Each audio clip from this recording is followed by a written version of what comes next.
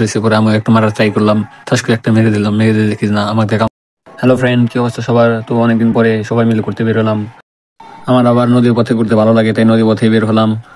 সবাই মিলে, বন্ধু বান্ধব সবাই মিলে বের হয়েছি।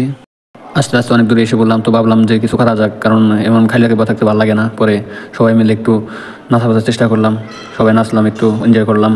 তো লোক, অনেক লোক ছিল, সবাই মিলে নাচা শুরু করছে। লোক আলা দেখে ভয় পেয়ে গেছে, লোকে ভেঙে দেবে চিল্লাচিল্লি শুরু করছে। পরে তাও সবাই মিলে একটু একটু হাত নাচানাচি করলাম, কারণ বক্স দেখলে তার মানুষের মাথা ঠিক থাকে না। আমি দিলাম যে একটা বাড়ি, কি করবো। এবার আস্তে আস্তে অনেক চলে আসলাম। এখন সবাই দিকে চিল্লাচিল্লি শুরু করছে, কি নিয়ে চিল্লাচিল্লি শুরু করে। এখন দেখে যে একজন আমাদের পাশ থেকে একজন লোক পড়ে গেছে। পরে লোক আবার কি করবো, লোক ঘুরিয়ে আবার রিটার্ন এসে আবার তাকে তুলে নিয়ে যদি না খবর দিয়ে, যাই হোক ফেরা আবার রওনা শুরু করলাম। কার জায়গায় কখন খেয়ে পরে তাও কি খোঁজ রাখে না।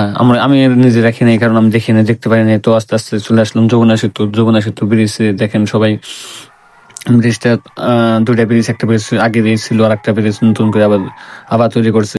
তো এই মানে আস্তে আস্তে দেখি যে আবার বৃষ্টি শুরু হইলো। বৃষ্টির পরে তা কি করবো, তো বৃষ্টির মধ্যে আর থাকতে ভালো লাগে না। পরে কাগজ খবর দিয়ে দিয়ে আমরা নাচা শুরু করলাম আবার, কারণ তো আস্তে আস্তে ফাইনালি পৌঁছে গেলাম আমাদের গন্তব্যস্থানে। গন্তব্যস্থানে এসে দেখি একটা মানুষও নাই।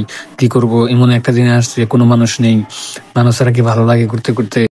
তো ভাবলাম যে বাইরে কোনো লোক নাই। পরে ভাবলাম যে ভিতরে যাই, ভিতরে গেলে দেখি যে একজন লোক পাই, সামনে একটা আছে, পার্ক আছে, পার্কে ঢুকে পড়লাম। তাও দেখি পার্কের ভিতরে কোনো লোক টুক দেখা যায় না, দু একজন ওই মাঝে মধ্যে দেখা যায়, তাও কোনো লোক নাই।